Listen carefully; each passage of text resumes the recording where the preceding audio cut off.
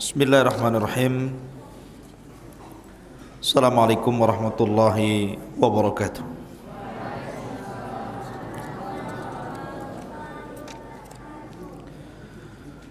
Alhamdulillah, wassalatu wassalamu ala rasulillah wa ala alihi wa sahbihi wa mawalah, wala hawla wala quwwata illa billahi wa ba'du. Qala Allah azza wa jalla, ya ayyuhalladzina amanu taqullaha haqqa tuqatih wa la tamutunna illa wa antum muslimun.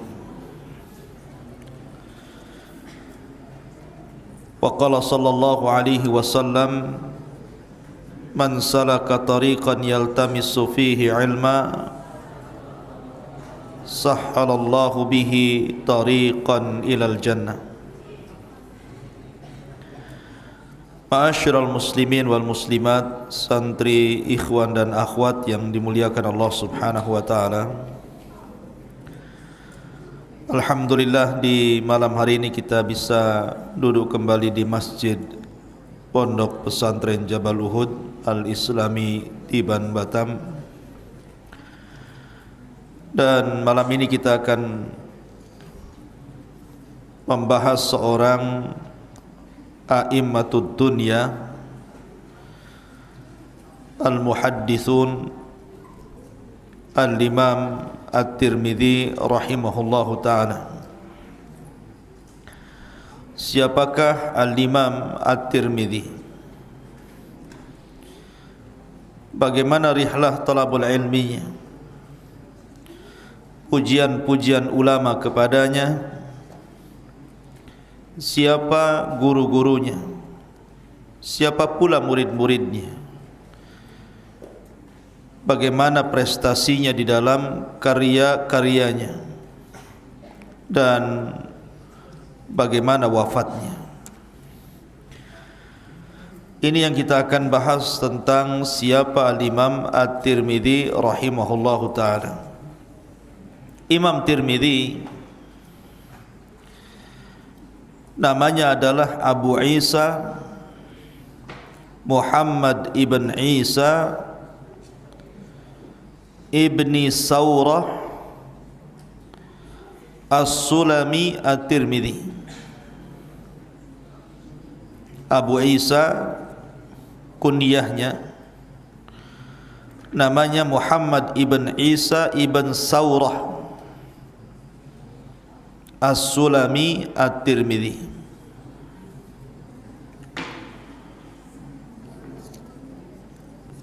Dan Imam Tirmidzi satu di antara sekian para ulama yang disebut dengan mukharrij, ulama yang mengeluarkan hadis Nabi sallallahu alaihi wasallam yang kemudian dibukukan dan bukunya menjadi masdar, sumber dari sumber-sumber hadis Nabi sallallahu alaihi wasallam yang jadi rujukan kita kaum muslimin sampai hari ini, bahkan sampai kiamat dibangkitkan. Lah, Imam Tirmidzi hidup di masa kurun yang sangat mulia. Jadi beliau Imam Tirmidzi itu hidup di masa kurun yang sangat mulia, yang disabdakan Nabi sallallahu alaihi wasallam, khairun nasi qarni, thumma alladhina yalunahum, thumma alladhina yalunahum. Sebaik-baik generasi adalah generasiku, kata Rasul, dan sahabatku. Kemudian yang setelahnya para tabi'in, kemudian setelahnya para tabi'ut tabi'in. Lah, Abu Isa Imam Tirmidzi atau Muhammad ibn Isa ini hidup di permulaan abad ketiga, di masa tabi'in. Artinya masa keemasan, masa di mana para ulama masih banyak yang hidup dari ulama-ulama besar Islam. Karena Imam Tirmidzi lahir pada tahun 209 dan wafat pada tahun 279. Lahir pada tahun 209 dan wafat pada tahun 279, dan hidup di masa Daulah Abbasiyah. Adapun kenapa disebut Imam Tirmidzi padahal namanya Muhammad ibn Isa atau kunyahnya Abu Isa. Tirmidzi itu nisbah kepada sebuah kota namanya Tirmidz. Ada kota namanya Tirmidz sebelah selatan Iran, di mana masuk pada daerah kalau sekarang disebut dengan Uzbekistan. Uzbekistan ya, atau masuk kepada daerah Khurasan. Jadi disebut Imam Tirmidzi, Tirmidzi itu karena dinisbatkan kepada sebuah kota, sebuah daerah. Dan ada yang kemudian membacanya Tarmidz, ada Turmudz, ada Tirmidz. Jadi ada sebagian ulama mengatakan Imam Tarmadhi, ada yang mengatakan Imam Turmudzi, ada yang mengatakan Imam Tirmidzi. Walaupun yang masyhur adalah Imam Tirmidzi ya. Dan itu yang dikuatkan oleh Al-Imam Ibnu Daqiq Al-Id rahimahullahu taala. Lah, bayangkan Tirmidzi ini bukan Arab. Karena sudah saya katakan bahwa di antara ulama-ulama hadis yang asli Arab itu 4 kan, Imam Malik, Imam Ahmad, Imam Muslim, Abu Dawud. Ingat pelajarannya kemarin. Kemudian yang bukan Arab, Imam Bukhari, Imam Nasai, Ibnu Majah dan Tirmidzi. Ini bukan orang Arab. Tetapi walaupun Imam Tirmidzi bukan Arab, bukan berarti dia tidak bisa menjadi ulama yang menjangkau bangsa Arab itu sendiri. Dan itulah Islam, ikhwatu fiddin, apabila membuka sebuah daerah yang daerah itu non muslim, kemudian dibebaskan, maka pasti Islam akan menjadikan anak-anak mereka menjadi ulama-ulama dunia. Beda dengan Belanda, jajah negeri kita, kita jadi romusa, bekerja paksa, bukan disekolahkan gitu ya. Tapi kalau Islam membebaskan sebuah kota, maka Islam akan mencerdaskan kota itu sehingga lahir para ulama-ulama dunia seperti Imam Bukhari, Tirmidzi, Ibnu Majah, Nasai, dan banyak karya dari ulama-ulama yang bukan Arab. Dan itu menunjukkan bahwa Islam ini bukan milik orang Arab, tapi Islam adalah agama langit untuk seluruh manusia. Wa ma arsalnaka illa rahmatan lil alamin. Ma'asyiral muslimin, santri ikhwan dan akhwat yang dimuliakan Allah Subhanahu wa taala. Lah, Imam Tirmidzi ini masuk dari kategori ulama yang diperhitungkan, terutama dalam karyanya. Di dalam mengumpulkan hadis-hadis Nabi SAW, Imam Tirmidzi ini selalu disebut. Makanya kan ada istilah di dalam mustalahul hadis itu yang sudah saya jelaskan pada pertemuan yang lalu-lalu. Ada istilah akhrajahu arba'ah, akhrajahu sittah, akhrajahu sab'ah, akhrajahu khamsah, akhrajahu thalatha. Hadis ini dikeluarkan Imam 4, hadis ini dikeluarkan Imam 6, hadis ini dikeluarkan Imam 7, hadis ini dikeluarkan Imam 5, hadis ini dikeluarkan Imam 3. Imam Tirmidzi masuk semua. Kalau disebutkan hadis ini dikeluarkan imam 4, Tirmidzi masuk dalam 4 ulama itu. Abi Dawud, Tirmidzi, Nasai, Ibnu Majah. Kalau disebut sitah 6, Tirmidzi masuk di situ dari 4 ulama ditambah Bukhari Muslim. Kalau masuk pada sab'ah ulama yang 7, maka Imam Ahmad dimasukkan di situ dan Tirmidzi ada di situ. Kalau dikatakan dikeluarkan 3 imam, salah satunya Tirmidzi, setelah Abu Dawud, Nasai, Tirmidzi. Dikeluarkan Ibnu Majah.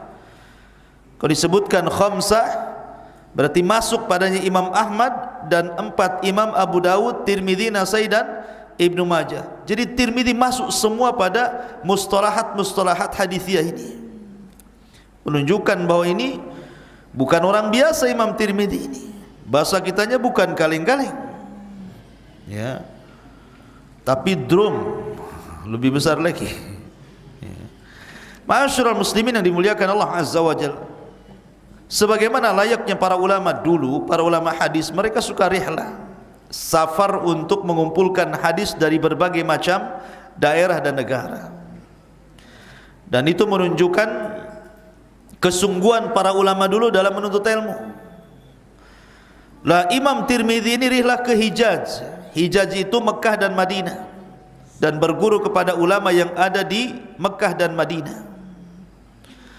Kemudian rihlah ke Irak.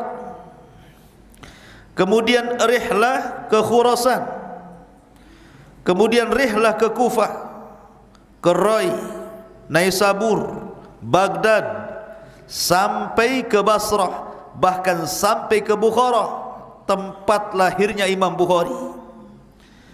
Dan di Bukhara inilah dia melazimkan diri untuk belajar kepada Imam Bukhari. Bahkan guru yang mempengaruhi kecerdasan Imam Tirmidzi adalah Imam Bukhari. Imam Bukhari itu guru besarnya Imam Tirmidzi yang mencetak Imam Tirmidzi menjadi ulama hadis dunia. Luar biasa. Banyak soalan-soalan yang kemudian ditanyakan kepada Imam Bukhari, kemudian dijawab Imam Bukhari, kemudian ditulis dan menjadi karya. Itulah Imam Bukhari pengaruhnya kepada Imam At-Tirmidzi rahimahullahu ta'ala. Bahkan Imam Bukhari sangat tawadhu'nya kepada Imam Tirmidzi, mengatakan apa?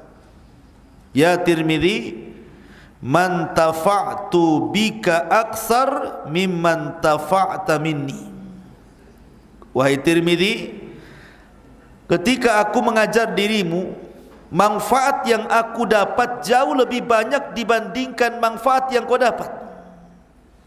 Ilmu yang aku dapat dari kamu jauh lebih banyak daripada ilmu yang kau dapat dari aku, kata Imam Bukhari. Saking tawadhu'nya tuh Imam Bukhari. Bahkan tradisi para ulama dulu, apabila seorang guru kagum dengan murid, maka guru itu akan meriwayatkan 1 atau 2 hadis dari muridnya. Lah Imam Bukhari juga sama. Dia meriwayatkan hadis dari Imam Tirmidzi 1-2 hadis, dan itu menjadi sebuah kebanggaan Imam Tirmidzi bahwa Imam Bukhari mengambil ilmu dari dia walaupun 1-2 hadis. Menunjukkan bahwa Imam Bukhari sangat mengagungkan Imam Tirmidzi, tentu karena kecerdasannya. Ma'asyiral muslimin, santri ikhwan dan akhwat yang dimuliakan Allah Azza wa Jalla. Tetapi nanti ada kisahnya. Imam Tirmidzi ini kan orangnya ahli ibadah, orangnya zuhud, dan orang yang mudah menangis.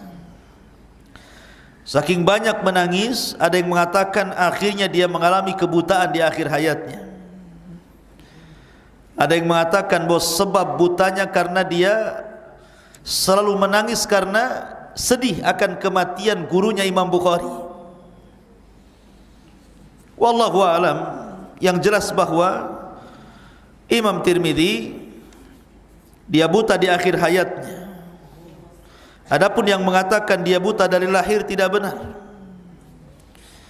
Imam Tirmidzi ini buta ketika di masa tua, karena dia banyak menangis karena takut kepada Allah Azza wa Jal.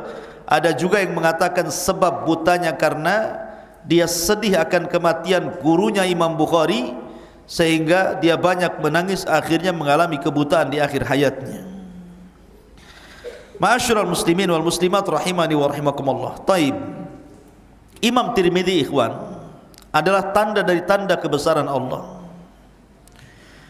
Dia adalah tanda kekuatan hafalan.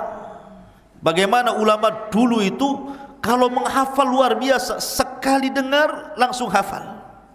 Kalau kita sekali mendengar langsung lupa. Kalau orang dulu sekali dengar langsung hafal. Tidak perlu diulang 2-3 kali, 1 kali saja. Kayak MP3 di kepalanya, ada rekamannya. Dan itu diceritakan oleh Imam Tirmidzi sendiri, kisah Imam Tirmidzi dengan ulama Mekah. Jadi suatu ketika Imam Tirmidzi ini safar rihlah dari Turmud menuju Mekah ke negeri Hijaz. Ketika sampai di Mekah, Imam Tirmidzi ini kemudian berguru dengan salah satu alimin ulama'i Makkah. Akhirnya dia pun bawa buku catatan, ya kayak antum ini kalau belajar itu betul kayak buku catatan, karena antum bukan Imam Tirmidzi yang sekali hafal dengar langsung hafal. Jadi catat Imam Tirmidzi itu mencatat hadis dengan matan dan sanadnya. Kalau syekhnya mengucapkan haddatsana fulan qala Rasulullah, dicatat 1, 2, 3 hadis sampai berlembar-lembar. Kemudian dia pulang, ya. Kemudian keesokan harinya dia ingin mengulang lagi, membenarkan isi catatannya, takut ada yang salah. Karena terburu-buru, salah pula dia mengambil catatan. Harusnya dia mengambil catatan yang sudah ditulis dari gurunya kemarin, malah mengambil catatan buku kosong yang enggak ada catatannya. Berangkat dia enggak tahu kalau bukunya itu kosong. Ya. Ketika sampai di majelis ilmu di depan syekhnya itu,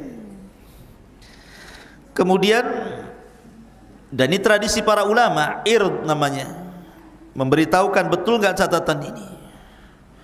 Ketika sampai di majelis itu, tahu catatannya kosong, malu Imam Tirmidzi, ditutupnya dia seperti ini. Kemudian syekhnya mengatakan, ada apa kau kemari? Kata Imam Tirmidzi, aku ingin membenarkan catatanku kemarin, takut ada yang salah. Kemudian gurunya membacakan hadis-hadis yang sudah diajarkan kemarin. Imam Tirmidzi hanya bisa nunduk saja, pura-pura melihat catatan seperti ini. Rupanya Allah takdirkan gurunya tahu bahwa itu buku nggak ada catatannya. Marah gurunya, kau tidak malu dengan aku? Aku sudah mengajarkan kamu, kau tidak mengejek diriku ya? Kata Imam Tirmidzi, aku lupa ya Syekh, karena terburu-buru harusnya aku membawa catatan yang berisi catatan ilmu darimu, tetapi karena terburu-buru membawa catatan kosong. Tetapi kata Imam Tirmidzi, ya Syekh, semua yang aku catat ilmu dari kamu, semua hadis-hadis dan riwayat itu aku hafal semua. Kemudian Syekh mengatakan, kalau begitu buktikan kalau kau hafal. Akhirnya dia baca satu persatu hadis Nabi SAW dengan sanadnya, dan tidak ada yang salah satu huruf pun. Syekh ini enggak yakin dengan Imam Tirmidzi ini, dan mengatakan, aku tidak yakin dengan kamu. Mungkin kamu sengaja sebelum datang ke sini kau semalam sudah ngapal dulu. Kau datang kemari kau setoran hafalan, katanya. Kata Imam Tirmidzi, tidak. Aku belum menghafal, aku hanya mencatat tulisan kamu kemarin ya Syekh, dan aku langsung ingat. Kata Imam Tirmidzi, begini saja Syekh, kau uji aku. Berikan kepadaku 40 hadisan, 40 hadis yang hadis itu belum pernah aku dengar. Bacakan kepadaku 40 hadis yang hadis itu belum pernah aku dengar.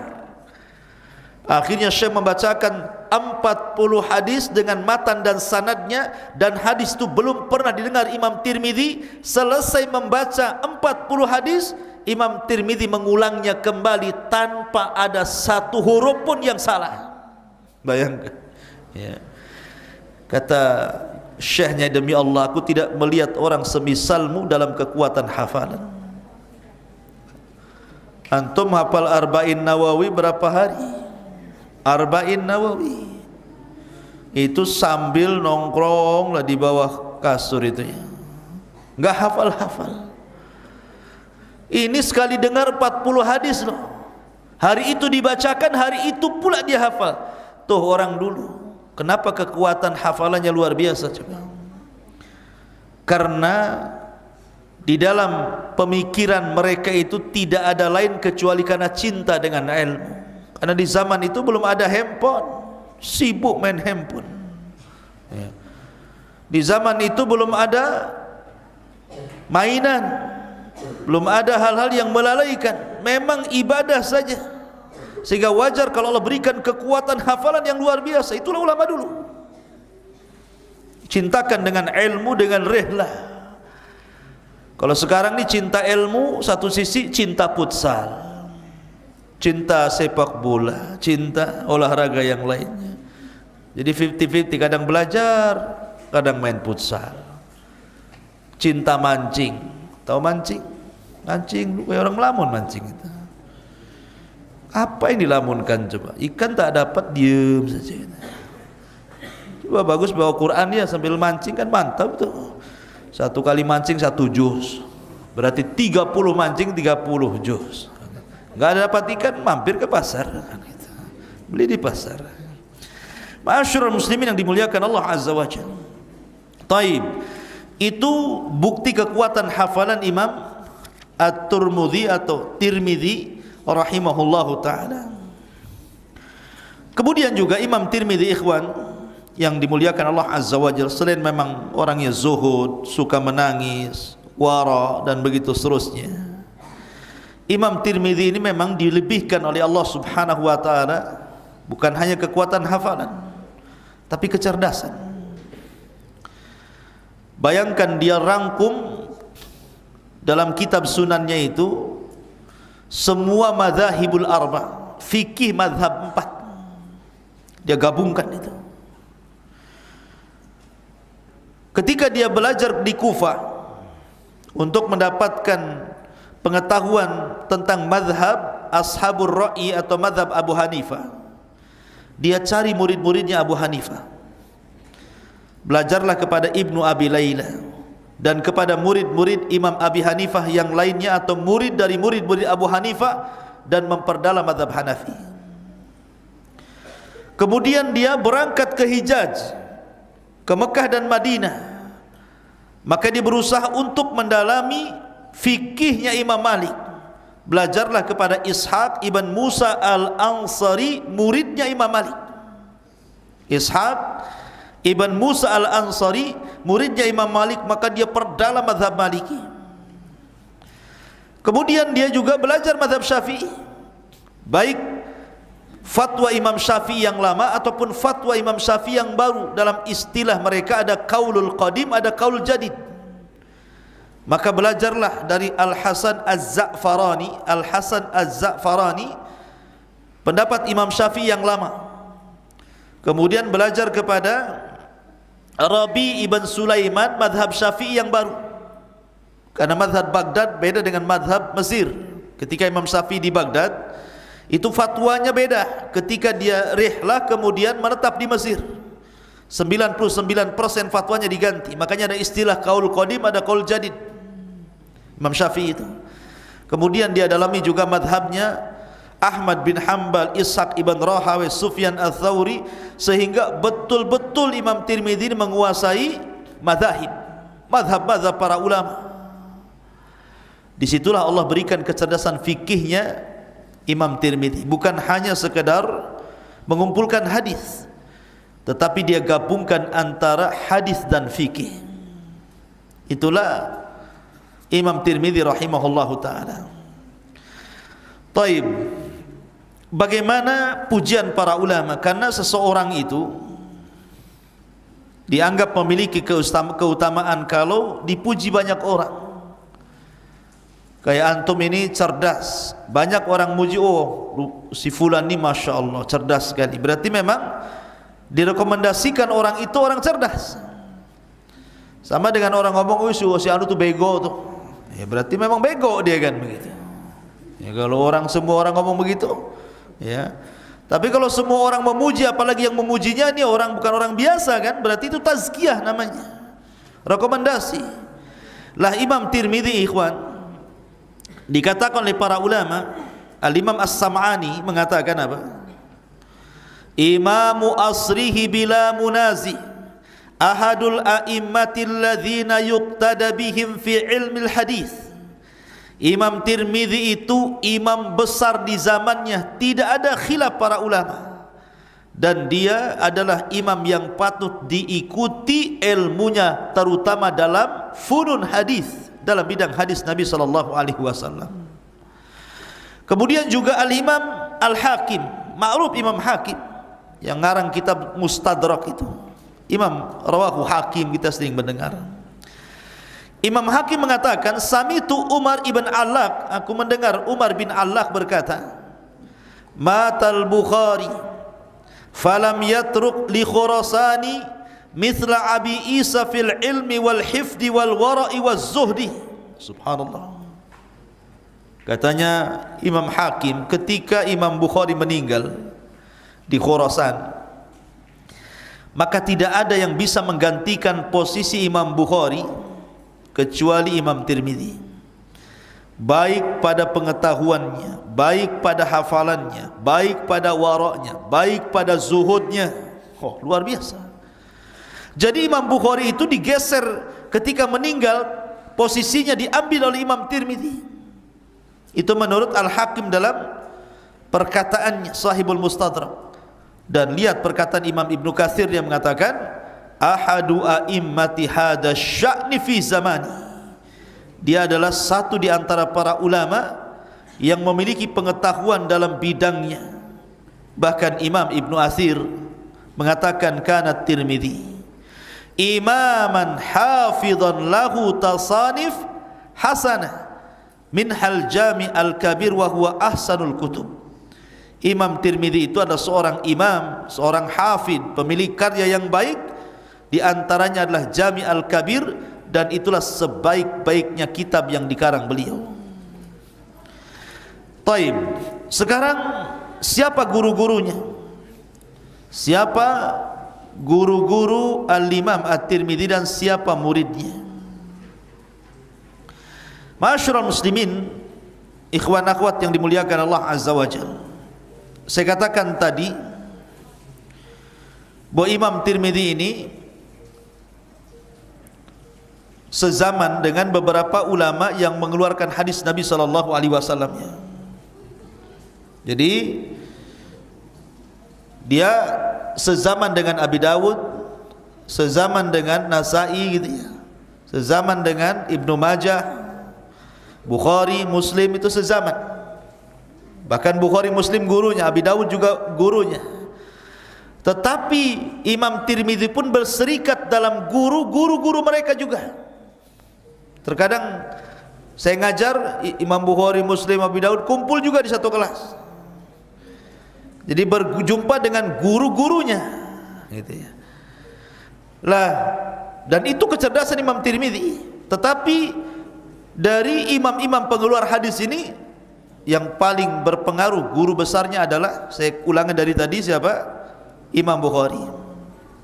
Tapi guru pertama yang memberikan pengaruh kepada Imam Tirmidzi adalah Ishaq ibn Rahawayh.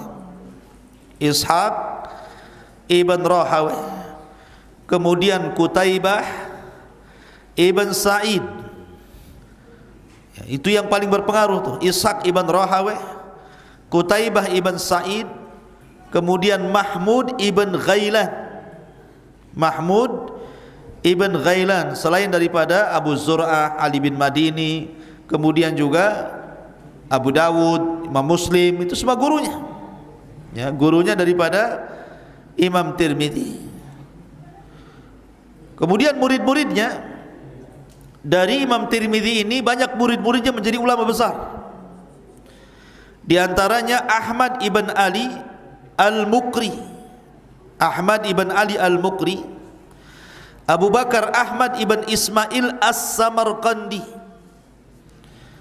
Abu Bakar Ahmad ibn Ismail As-Samarqandi, Abu Hamid Ahmad ibn Abdullah Al-Marwazi, itu muridnya, dan sederetan ulama-ulama yang lain yang menjadi murid-murid Imam Tirmidzi. Gurunya ulama dunia dan murid-muridnya pun menjadi ulama dunia.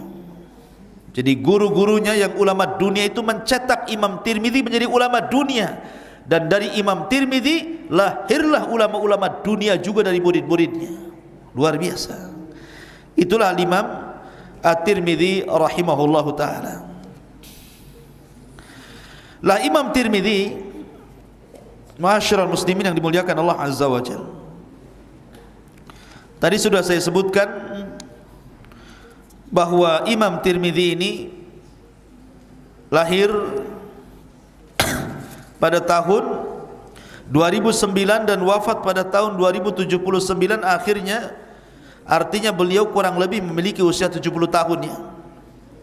Di usia 70 tahun itulah, tepat di hari Senin di bulan Rajab, hari Senin bulan Rajab tahun 2079 Hijriah, Imam Tirmidzi pun meninggal dunia di Turmud. Imam Tirmidzi meninggal dunia di Turmud. Tetapi di zaman itu ikhwan, ada 3 Tirmidzi. Zaman yang berdekatan itu ada 3 yang namanya Tirmidzi, Imam Tirmidzi itu. Tapi yang paling masyhur adalah Abu Isa atau Muhammad ibn Isa As-Sulami At-Tirmidzi, atau dikenal dengan Imam Tirmidzi sahib As-Sunan. Di sana ada namanya Hakim At-Tirmidzi. Hakim At-Tirmidzi pengarang kitab pengarang kitab Khatmul Wilayah. Akidahnya aneh karena dia mengatakan bahwa para wali itu, sebagian para wali lebih afdal dibandingkan para nabi. Sebagian para wali lebih afdal dibandingkan para nabi. Pokoknya ucapannya tidak beres ini Hakim At-Tirmidzi ini. Cuman dia punya buku namanya Nawadirul Usul fi ahaditsir Rasul. Terkadang orang terkecoh ketika berkata Imam Tirmidzi, maksudnya Hakim At-Tirmidzi, orang menyangka bahwa itu adalah perkataan Imam Tirmidzi, padahal dari ulama sesat yang satunya Al-Hakim At-Tirmidzi. Ya. Jadi terkadang orang terkecoh gitu ya. Di zaman itu ada Imam Tirmidzi yang memang lahir pada tahun 279, ada Hakim At-Tirmidzi namanya Muhammad ibn Ali, lahir pada tahun 320 Hijriah sebenarnya. Perbedaannya di situ ya. Kalau Imam Tirmidzi lebih dulu 279, kalau Hakim Tirmidzi 320 Hijriah gitu ya. Sudah beda zaman. Tetapi orang-orang setelahnya terkadang salah-salah. Terkadang ucapan Hakim Tirmidzi dinisbatkan kepada Imam Tirmidzi, akhirnya disangkanya Imam Tirmidzi punya pemahaman yang menyimpang kan gitu ya. Maka tidak benar, harus dibedakan antara Imam Tirmidzi, Abu Isa At-Tirmidzi dengan Hakim At-Tirmidzi. Ini biografi singkat daripada Imam At-Tirmidzi. Baik, sekarang masuk pada karyanya. Karya Imam Tirmidzi, Sunan At-Tirmidzi. Ada yang mengatakan bukan Sunan At-Tirmidzi tapi Jami' At-Tirmidzi. Jami' At-Tirmidzi. Apa bedanya Sunan dengan Jami'? Kalau Sunan itu hanya berkisar tentang hukum-hukum fikih saja. Tapi kalau disebut dengan Jami' At-Tirmidzi berarti mencakup hukum-hukum fikih, masuk juga perkara-perkara yang lain seperti keutamaan sahabat disebutkan di situ. Kemudian juga keutamaan Rasul, kemudian juga bab-bab yang berkaitan dengan akidah, ya, dengan tafsir itu masuk juga. Makanya sebagian para ulama tidak ada yang menyebutkan Jami' At-Tirmidzi, ada yang mengatakan Sunan At-Tirmidzi, walaupun yang masyhur disebut Sunan At-Tirmidzi. Lah Sunan At-Tirmidzi ini ikhwan, dibandingkan sunan-sunan yang lainnya seperti Abi Dawud, Ibni Majah, Nasai gitu ya, dia ada kelebihan. Apa kelebihannya? Ini penting dicatat. Satu, Kalau antum membaca kitab Sunan At-Tirmidzi, pasti antum banyak ilmu nanti yang didapat. Nanti kalau antum sudah banyak pengetahuan tentang bahasa Arab, usul, ilmu-ilmu dasar, kemudian antum ingin belajar hadis, membaca kitab Tirmidzi apalagi dengan syarahnya gitu ya, itu nanti antum akan dapati beberapa ilmu dari bukunya Sunan At-Tirmidzi. Pertama, Imam Tirmidzi memang mengumpulkan hadis Nabi, jadi diletakkan hadis-hadis Nabi SAW dalam buku itu. Kemudian yang kedua, bukan hanya sekedar hadis-hadis Nabi yang dicantumkan di situ, disesuaikan dengan perbab, tetapi juga Imam Tirmidzi terkadang mengambil catatan dari hadis itu secara fikihnya apa. Jadi istinbat hukum dalam fikihnya itu juga dicantumkan dengan terkadang menukilkan beberapa perkataan sahabat, tabi'in dan tabi'ut tabi'in. Jadi kalau kita baca hadis, langsung paham nih intisari hadis ini apa fikihnya gitu ya. Dia mengikuti thariqah Bukhari. Kemudian yang ketiga, Imam Tirmidzi juga dalam kitabnya beliau mencantumkan al-jarh wa ta'dil. Al-jarh wa ta'dil itu artinya bicara tentang seorang rawi ini lemah atau rawi ini sahih, fulan thiqah atau fulan dhaif gitu ya, dijelaskan ya. Kemudian yang keempat, juga Imam Tirmidzi terkadang menjelaskan rawi-rawi yang mubham. Jadi orang ini enggak jelas siapa namanya, maka dijelaskan, oh si fulan ini namanya. Makanya kemudian juga yang keberapa itu, yang keenam ya, dalam kitabnya juga di sini dicantumkan asma wal kunah. Jadi kalau sahabat Rasul ini pamannya namanya Abu Bakar, an Abi Bakar As-Siddiq radhiyallahu an. Siapa Abu Bakar? Abdullah ibn Utsman, dijelaskan namanya, kunyahnya dijelaskan, namanya dijelaskan. Atau kadang-kadang namanya dijelaskan baru kunyahnya dijelaskan. Seperti contohnya Abu Musa Al-Asy'ari radhiyallahu an, dijelaskan, oh Abu Musa itu namanya Abdullah ibn Qais namanya, dijelaskan ya. Kemudian juga dijelaskan sahabat yang berjumpa dengan Rasul dan sahabat yang tidak berjumpa dengan Rasul, dijelaskan juga. Kalau dia menyebutkan sebuah riwayat, maka dia jelaskan, oh ini dia berjumpa dengan Nabi, nah, ini tidak berjumpa dengan Nabi. Disebutkan orang-orang yang berjumpa dengan Nabi dan orang-orang yang tidak berjumpa dengan Nabi. Termasuk juga disebutkan padanya, saya katakan tadi, bukan hanya sekedar hadis Rasul, tapi juga ada perkataan tabi'in, perkataan sahabat gitu kan, seperti mu'alaknya Bukhari. Tetapi beda karena Imam Tirmidzi menyebutkan sanadnya, tapi Imam Bukhari tidak kalau mu'alaknya itu ya. Kemudian juga terkadang Imam Tirmidzi menyebutkan ilal hadisnya, oh hadis ini ma'lul, hadis ini berpenyakit, ada masalah, dibicarakan ulama, dijelaskan ya. Termasuk Imam Tirmidzi ini banyak mempopulerkan bahasa atau istilah dalam hadisnya itu haditsun hasanun sahihun. Kalau baca hadis kan, siapa yang hafal Arba'in Nawawi itu mesti nanti ada hadis hasan sahih, hadis hasanun sahih. Apa sih maksudnya hasan sahih di sini ya? Ada yang mengatakan maksudnya hasan itu baik secara isnad, sahih secara matan. Matan itu redaksi, maksudnya isi hadisnya. Adapun sanad itu orang-orang yang sampai ke hadis itu. Ada yang mengatakan hasan secara isnad, sahih secara matan. Ada juga yang mengatakan bahwa hasan secara makna, sahih secara isnad ya. Ada juga yang mengatakan hasan menurut bi'tibar ini dan sahih menurut dengan i'tibar yang lain. Ulama yang mengatakan, ada yang mengatakan ulama ini hasan, ada yang mengatakan ulama sahih. Makanya saya katakan hasan sahih gitu ya. Ada juga yang mengatakan yang dimaksud hasan di sini hasan li dzati, dan yang dimaksud sahih adalah sahih li ghairi. Itu istilah yang disebutkan Imam Tirmidzi biasanya ketika menghukumi sebuah hadis. Ada sering mempopulerkan, walaupun sebelumnya sudah ada yang mengatakan hadis hasan sahih, tetapi Imam Tirmidzi lah yang sangat berpengaruh ketika mempopulerkan istilah hasan sahih ini.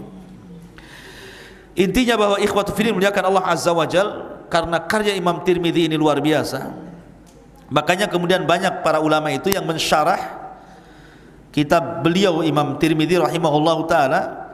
Di antaranya kalau kita melihat syarahnya beliau yang dikarang oleh banyak para ulama, seperti Aridhatul Ahwadhi. Aridatul Ahwadhi itu syarahnya Sunan Tirmidzi yang ngarang Ibnul Arabi Al-Maliki. Antum tulis di antara syarah Sunan Tirmidzi Aridatul Ahwadhi karya Ibnul Arabi Al-Maliki. Ada juga Tuhfatul Ahwadhi, dan ini yang paling bagus nih. Syarah yang paling bagus kepada Sunan Tirmidzi itu Tuhfatul Ahwadhi namanya. Yang mengarang Al-Mubarak, ini Al-Mubarak Furi, ya. Kemudian juga ada namanya An-Nafhu Asy-Syudi, An-Nafhu Asy-Syudi Libni Sayyidin Nas. Kemudian juga ada juga syarahnya Ibnu Hajar Al-Asqalani, tapi tidak selesai. Tapi banyaknya para ulama-ulama kondang mensyarah kitab Sunan Tirmidzi menunjukkan memang berkahnya Sunan Tirmidzi ini, terutama bagi para ulama fuqaha. Terutama bagi para ulama fuqaha, ahli-ahli fikih itu, ketika mereka membaca kitab Imam Tirmidzi itu luar biasa bagi mereka faedah-faedah yang dicantumkan Imam Tirmidzi dalam karya besarnya Sunan At-Tirmidzi rahimahullahu taala. Ini di antara biografi singkat dari Imam Tirmidzi.